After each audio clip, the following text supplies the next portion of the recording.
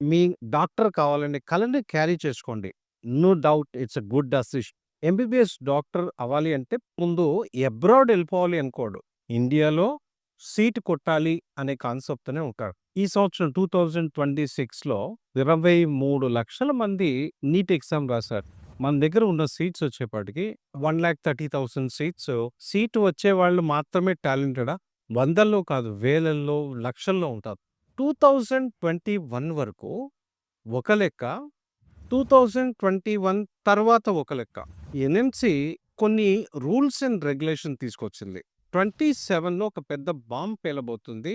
ఈ నిబంధనలు బోలెడన్ని కంట్రీస్‌ని, బోలెడంత మంది స్టూడెంట్స్‌ని కన్‌ఫ్యూజ్ చేయబోతున్నాయి. 12 డిఫరెంట్ డిసిప్లిన్స్ ఉన్నాయి. వాటన్నిటిని కవర్ చేస్తూ మీ ఇంటర్న్‌షిప్ ప్రోగ్రామ్ అనేది కంప్లీట్ అవ్వాలి అనేది కొత్త నిబంధన.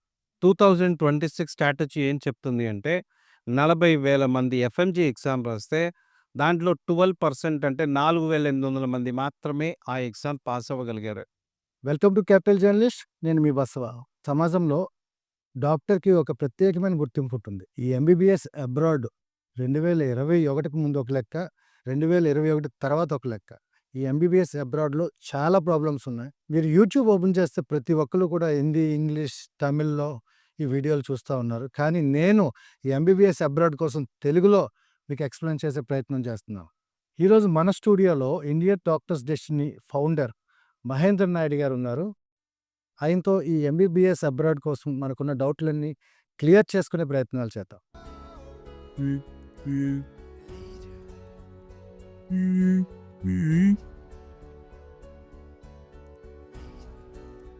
నమస్తే అండి మహేంద్ర నాయుడు గారు. Welcome to capital journalist. Thank you. Mahendra Naidu గారు, ఈరోజు స్ట్రెయిట్‌గా మిమ్మల్ని ఒక ప్రశ్న అడుగుదాం అనుకుంటున్నాను. ఈ 2021 తర్వాత ఎంబీబీఎస్ అబ్రాడ్ కోసం చాలా ప్రాబ్లమ్స్ వస్తున్నాయని సోషల్ మీడియాలో పెద్ద డిస్కషన్ అవుతుంది. అసలు ఆ గోల్ ఏంటి? దానికోసం క్లారిటీ ఇవ్వండి.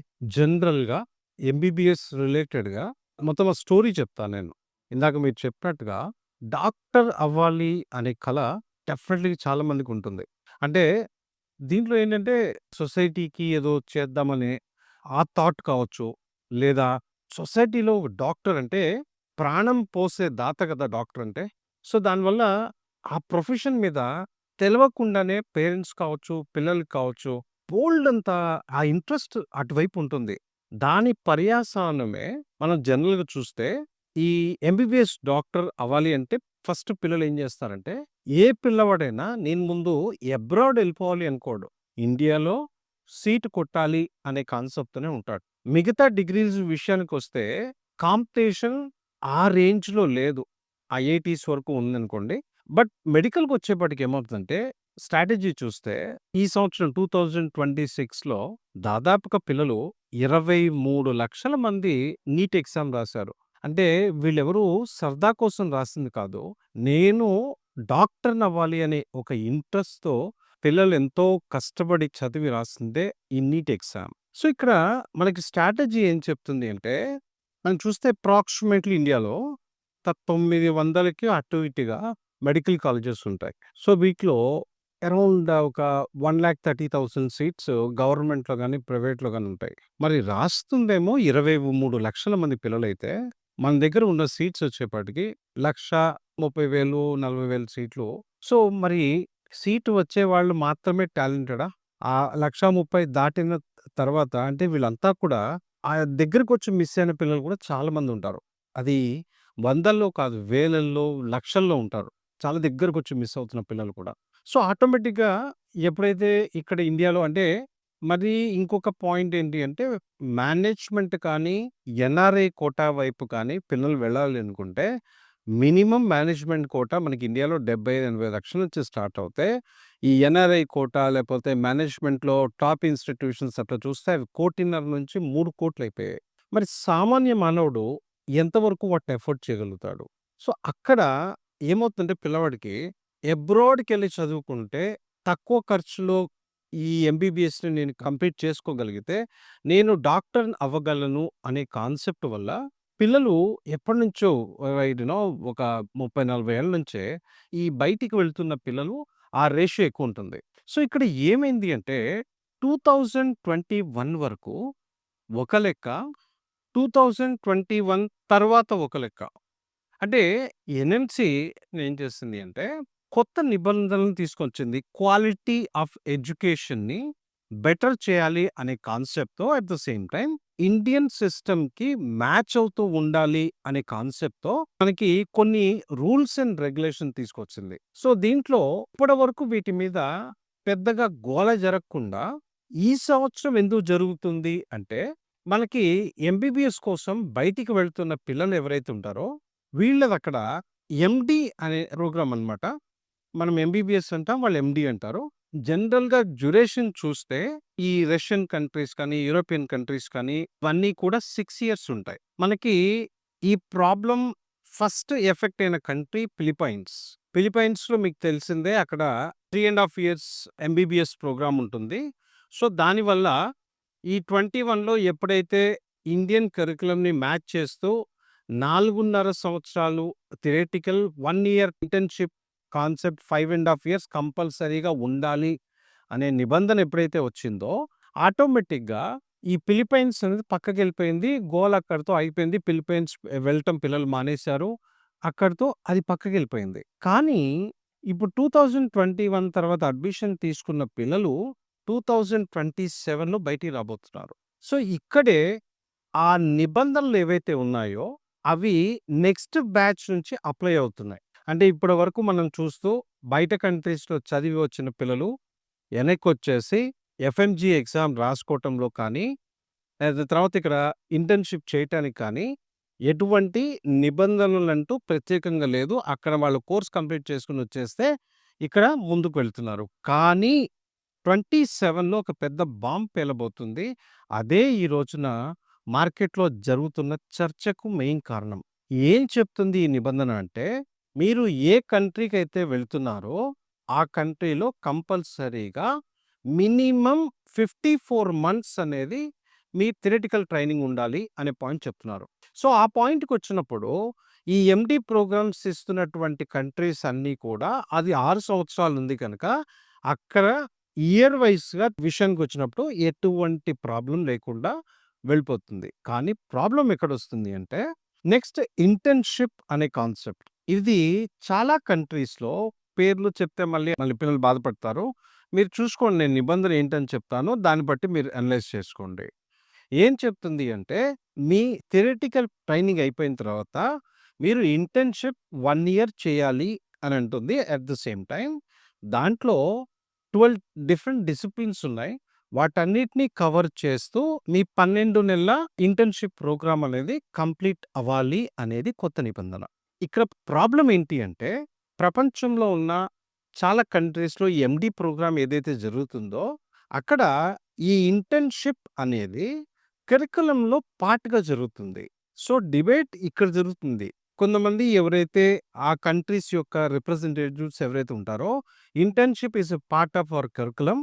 సో, దానివల్ల ఈ నిబంధనతో మీకు ఎటువంటి ప్రాబ్లమ్ లేదు అనేది పిల్లలు చెప్తున్నారు.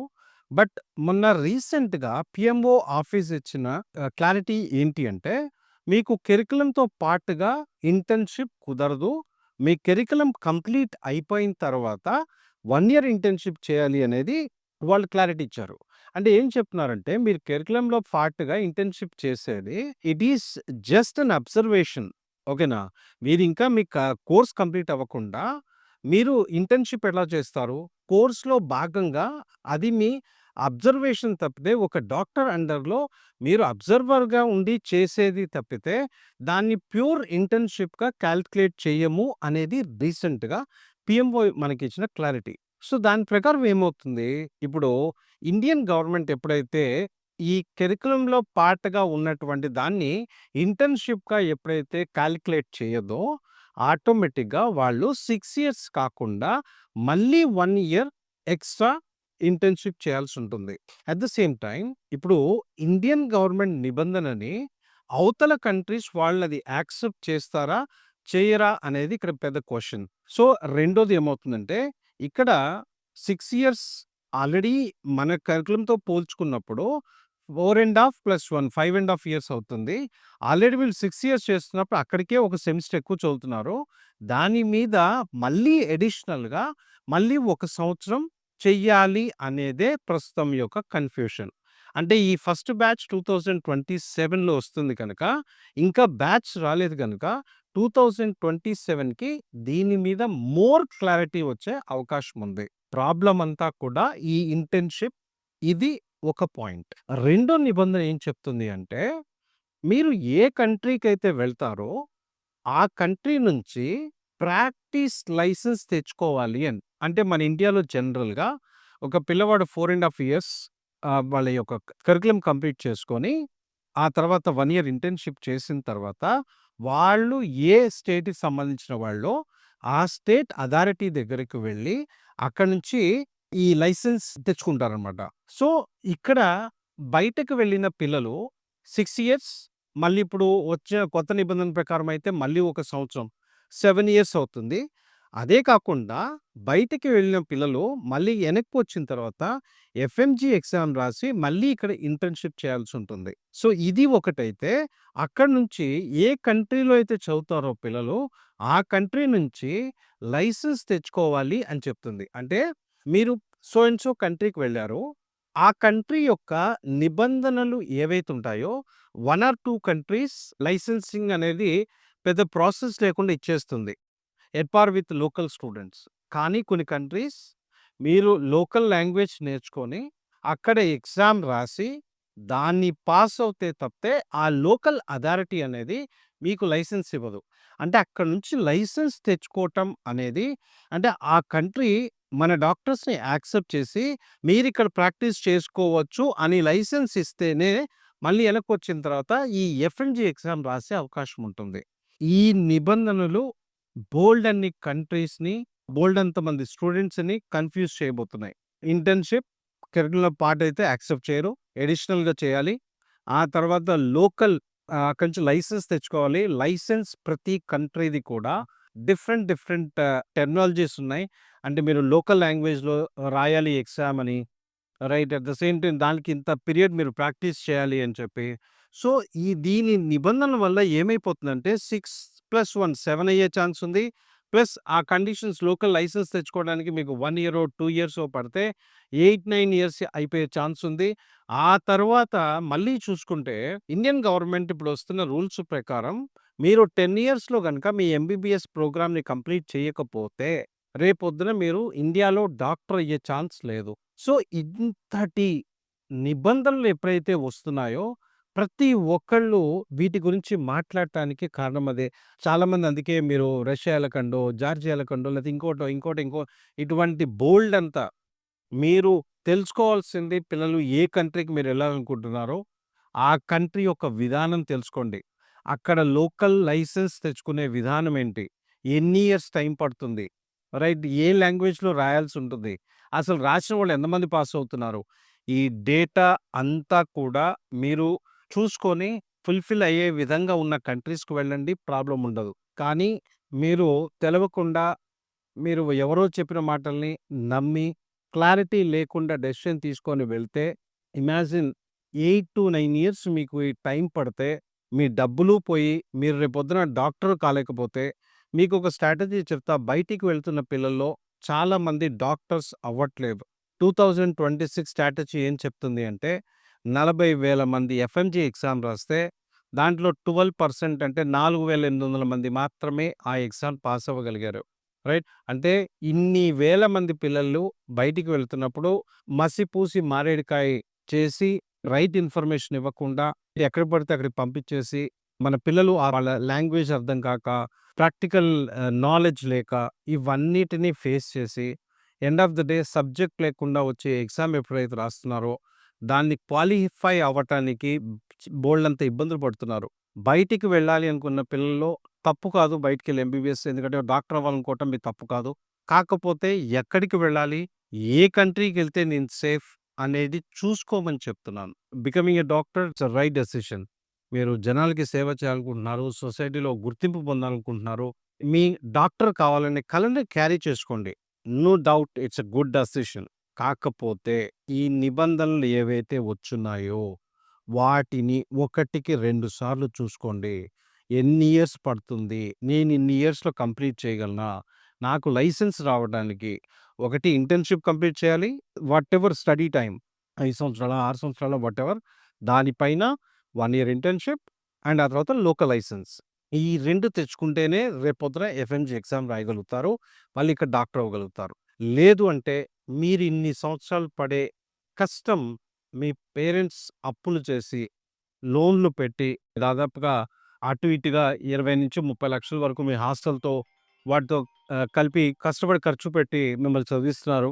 అది మీకు పనికిరానిదైతే రేపొద్దున వారి కష్టార్జితం అంతా వేస్ట్ అవుతుంది. కనుక చూసి రైట్ డెసిషన్ తీసుకోండి. సో విన్నారు కదా! ఇంత కన్‌ఫ్యూజన్ ఈ ఎంబీబీఎస్ అబ్రాడ్‌లో ఉంది. ఒక స్టూడెంట్స్ యునైటెడ్ నెట్‌వర్క్ ఫౌండర్‌గా, ఒక స్టూడెంట్ లీడర్‌గా, మీ అన్నగా మీ అందరికీ ఒక్కటే చెప్తున్నాను. దయచేసి తల్లిదండ్రుల తాలూకా డబ్బుని వృధా చేయకండి. ఈ కన్‌ఫ్యూజన్ నుండి బయటపడాలంటే ఈ కొత్త రూల్స్ ఏవైతే ఉన్నాయో ప్రతి దాన్ని కూడా మీరు పోస్ట్ మార్టం చేయండి. డాక్టర్లు అవుతున్నారు కదా! వీటన్నిటి మీద ఫుల్ నాలెడ్జ్ తీసుకున్న తర్వాత ఎంబీబీఎస్ అబ్రాడ్ కోసం ఆలోచించండి. ఎంబీబీఎస్ అబ్రాడ్ కోసం మరింత ఇన్ఫర్మేషన్ రాబోయే ఎపిసోడ్‌లో మీకు అందించబోతున్నాను. ఇంకేమైనా డౌట్స్ ఉంటే కామెంట్ సెక్షన్‌లో మీ name and phone number comment చేయండి. మీకు కావాల్సిన ఇన్ఫర్మేషన్ నేను షేర్ చేస్తాను. Thank you for watching. Please like, share, subscribe capital journalist. Signing off మీ బసవ.